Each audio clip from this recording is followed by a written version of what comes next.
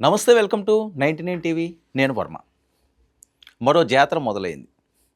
ప్రతి ఏడాది కూడా తెలుగువారికి పెద్ద పండుగ అంటే మకర సంక్రాంతి. సో దేశానికి ఒక పెద్ద పండుగ అంటే ఆగస్టు 15th. కానీ కోట్లాది మంది ప్రేక్షకులకి, అభిమానులకు మాత్రం ఆగస్టు 22 అన్నది చాలా ప్రత్యేకమైంది. ఏంటి ఆగస్టు 22 అంత ప్రత్యేకత అంటే, కొణిదెల శివశంకర వరప్రసాద్ ఒక వైబ్రేషన్, ఒక సామాన్యమైన స్థాయి నుంచి ఉన్నత శిఖరాలు అధిరోషించిన ఒక మహానటుడు మెగాస్టార్ చిరంజీవి జన్మదిన వేడుకలు. ఆ వైబ్స్ ఎలా ఉంటాయో వేరే చెప్పాల్సిన అవసరం లేదు. చిరంజీవి గారి గురించి ఎంత మాట్లాడినా ఎంత చెప్పినా తక్కువే అవుతుంది. ఎందుకంటే ఆయన వర్ణించడం, ఆయన చూపించడం ఎవరి తరం కాదు. మరి ఆయన నటించిన సినిమాల్లో అద్భుతమైన కళాకరణాలు ఎన్నో. అందులో సూపర్ డూపర్ హిట్ చిరంజీవి గారిని మరో రకంగా ఆవిష్కృతం చేసిన ఆ వెండితెర మాంత్రికులు ఈనాటి మన స్పెషల్ అతిథి. చిరంజీవి గారి బర్త్డే స్పెషల్ సందర్భంగా మనతో పాటుగా ఎక్స్క్లూజివ్గా ఉన్నారు the great director, blast director B Gopal గారు. సార్ నమస్తే. నమస్తే సార్, బ్లాస్టింగ్కి బీకి రెండు షింక్ అయిందా ఏంటి? బి గోపాల్ అంటే బిగ్ డైరెక్టరు, బ్లాస్ట్ డైరెక్టరు, ఒకటి కాదు రెండు కాదు. సార్ మళ్ళీ అందరికీ అన్నయ్య మన శివశంకర్ వరప్రసాద్ గారి జన్మదినం వచ్చింది. మనం చాలాసార్లు మాట్లాడుకున్నాం. ఎన్నిసార్లు మాట్లాడుకున్నా ఆయన గురించి అలాగా ప్రవాహం సాగుతూనే ఉంటుంది మాటలో. ఏమనిపిస్తుంటుంది సార్ చిరంజీవి గారిని ఆనాడు మీరు చూసిన చిరంజీవి గారు, ఇప్పుడు మళ్ళీ మీరు వెండి తెర మీద చూస్తున్న చిరంజీవి గారు, ఆ డిఫరెన్స్ ఏమైనా కనిపిస్తుందా? మెగాస్టార్ చిరంజీవి గారు, ముందుగా మెగాస్టార్ చిరంజీవి గారికి, మన శివశంకర వరప్రసాద్ చిరంజీవి గారికి జన్మదిన శుభాకాంక్షలు. ఆయన ఒక అద్భుతం. ఆయన స్టార్ట్ అయిన ఆల్మోస్ట్ బిగినింగ్ కెరీర్ నుంచి తెలుసు నాకు. అప్పుడే అసిస్టెంట్ డైరెక్టర్. అవును.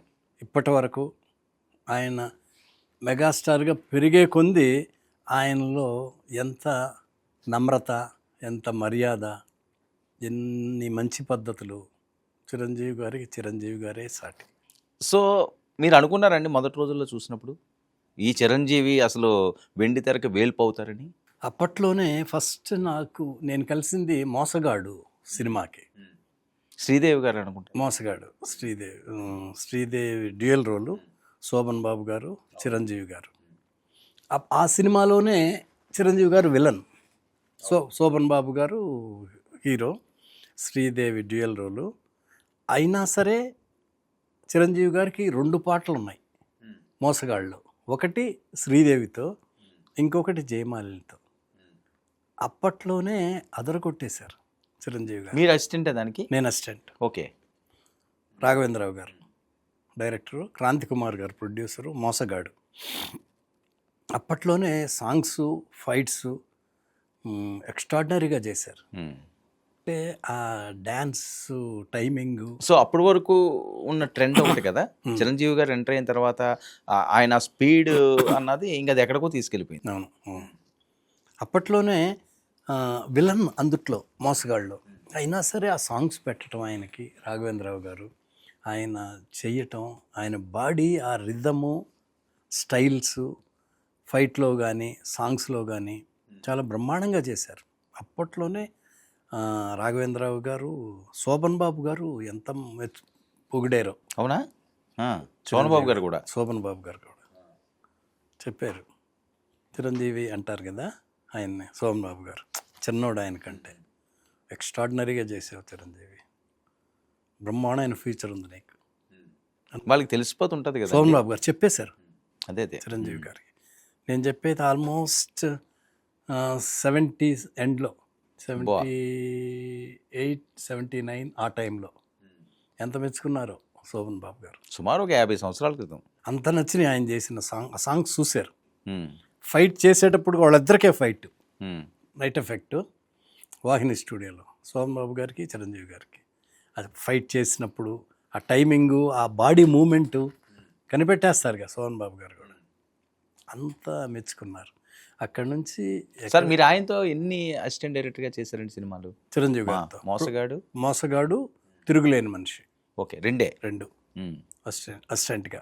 ఓకే. అందుట్లో కూడా విలను, ఇందుట్లో కూడా విలను. అప్పుడు అనుకున్నారా ఈయన హీరో అయితే బాగుండు, హీరో అవుతాడేమో అని అనుకున్నారండి? అంటే ఎందుకంటే ఒక కమెడియన్‌గా ఏమైనా ఫస్ట్‌లో క్యారెక్టర్లు వచ్చినాయి అంటే అలాగే చూస్తుంటారు.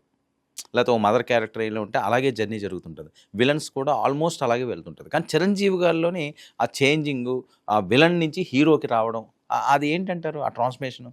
తిరుగులేని మనిషిలో విలను. తర్వాత అదే బిగినింగ్ ప్రాణం ఖరీదు ఇవన్నీ చేసుకొని న్యాయం కావాలి హ్మ్. చిరంజీవి గారు. కెఎస్ రామారావు గారు. కెఎస్ రామారావు క్రాంతి గారు? కుమార్. క్రాంతి కుమార్ గారు. Yes correct. న్యాయం కావాలి.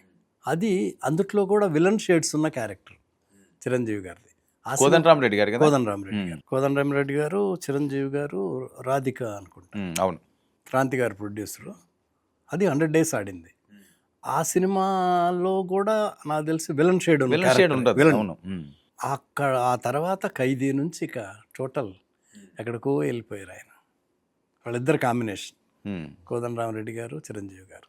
ఖైదీ సో నుంచి క్రాంతి కుమార్ గారు చాలా ఎక్కువ కదా చిరంజీవి గారు మూవీస్కి సంబంధించి. క్రాంతి కుమార్ గారు ఆ యూనిట్లో ఉండేవారేమో కదా ఈయన ఎక్కువగా. బిగినింగ్ ప్రాణం ఖరీదు, హ్మ్. కొన్ని సినిమాలు కోతల రైడ్ కూడా Hmm, ఆల్మోస్ట్ అవును. ఆయన ఆధ్వర్యంలో అక్కడి నుంచి ఇక మెగాస్టార్ అయిపోయారు. సో అప్పుడు ఇండస్ట్రీలో ఎలా ఉండేది సార్ ఆయన మీద టాక్? అంటే ఒక రామారావు గారు ఉన్నారు, నాగేశ్వరరావు గారు ఉన్నారు, శోభన్ బాబు గారు ఉన్నారు, ఒక కృష్ణ గారు ఉన్నారు, ఇంతమంది ఉండగా కృష్ణరాజు గారు ఉన్నారు, ఇంతమంది ఉండగా చిరంజీవి అనే ఒక యంగ్ స్టార్ వచ్చి ఒక విలన్ పాత్రలు చేసేవాడు ఈరోజు హీరోగా వెతకడం, ఇంకా అక్కడి నుంచి అసలు ఎవరితోటి కూడా ఇంకా కంపారిజమే లేని విధంగా ఆ డ్యాన్సర్ విషయం ఉండండి, పాటల విషయం, ఆ ఎదుగుతున్న తీరులో ఇండస్ట్రీలో టాక్ ఎలా ఉండేదండి? ఏమైనా తొక్కడానికి చూడడం అయినా అలాంటివి ఏమైనా ఉండేయండి? అట్లేం కాదు కానీ ఎవరి అదృష్టాన్ని ఎవరి టాలెంట్ని ఎవరు ఆపలేరండి. ప్రతి ప్రొడ్యూసర్కి ప్రతి టాలెంట్ ఉన్న ఎక్స్ట్రాడినరీ ఆర్టిస్టు కావాలని ప్రతి వాళ్ళు కోరుకుంటారు. ప్రొడ్యూసర్ అందుట్లో కొంతమందికి చేయగలుగుతారు, కొంతమందికి చేయలేరు. అందరికీ చేయలేరు కదా, లిమిటెడ్గా చేస్తుంటారు. ఆయన ఆ న్యాయం బిగినింగ్ నుంచే ప్రాణం ఖరీదు కొన్ని సినిమాల నుంచే ఆయనలో ఇతరులు మంచి స్పార్క్ ఉంది అనేది ప్రతి వాళ్ళు మెల్లమెల్లగా గమనిస్తూనే ఉన్నారు. అట్లా అందుదేది న్యాయం కావాలి అక్కడి నుంచి కూడా బ్రహ్మాండంగా చేస్తున్నాడే అని ఇండస్ట్రీలో టాక్ ఉంది. సినిమా చూసి అందరూ మాట్లాడుకుంటారు కదా. అవును. అప్పుడు వీళ్ళ సినిమాలు కూడా తగ్గడం స్లోగా కదా, చిరంజీవి గారు వచ్చే టైంకి అంత స్పీడ్గా లేదేమో. రామారావు గారు రాజకీయాల్లోకి వెళ్ళడం, అలాగే కృష్ణ గారు కూడా కొద్దిగా పొలిటికల్ టచ్ అప్పటికి ఉండడం. ఇంకా వెళ్ళారా 83 83 ఖైదీ. ఆ, రామారావు గారు పాలిటిక్స్లోకి వచ్చింది 83. 83. అది అంటే అంత 1 year ముందన్నా అంతా ఈ టాక్స్ పొలిటికల్ ఇదంతా ఉంటుంది కదా, గ్రౌండ్ వర్క్ అది. అవును. సో కృష్ణ గారు కూడా అది కాంగ్రెస్ వైపు షేడ్ అవడం, సో వాళ్ళ సినిమాలు తగ్గడం, ఒకసారి వెళ్ళడం అంటే అదొక అదృష్టం వచ్చి ఆ టైం అన్నది చిరంజీవి గారి కోసం చిరంజీవి గారిని ఇండస్ట్రీ బాగా సినిమాలు చూస్తారు కాబట్టి బాగా మెచ్చుకోవటం మొదలైపోయింది. అట్లా బాగా అప్రిషియేట్ చేయటం. ఇక అంటే కొంతమంది అయితే స్టన్నింగ్ ఆయన ఫైట్లకి, ఆయన డ్యాన్స్ మూమెంట్లకి, వీటికి అబ్బా ఎక్స్ట్రాడినరీగా చేస్తున్నారే. ఇక వరుస హిట్లు. దాంతో ఇండస్ట్రీ కూడా బ్రహ్మాండంగా ఆయన్ని వెల్కమ్ చెప్పి చేయగలిగిన వాళ్ళకి చేశారు. అట్లా ఒక పర్మనెంట్ బ్యానర్లు కూడా కొన్ని ఏర్పాటు చేసుకున్నారు. అవును, క్రియేటివ్ కమర్షియల్స్ కూడా కెఎస్ రామారావు గారు. కెఎస్ రామారావు, రాఘవేంద్ర దేవివర ప్రసాద్, వైజయంతి మూవీస్, రాఘవేంద్ర, పెద్ద పెద్ద డైరెక్టర్లు కూడా ఇక ఆయన ఎదిగే కొంది పెద్ద డైరెక్టర్లు కూడా వస్తుంటారు కదా. రాఘవేంద్రరావు గారు, కోదండరామిరెడ్డి గారు, వాళ్ళిద్దరు బిగిన నుంచి రాఘవేంద్రరావు గారు, అందరూ వరుసగా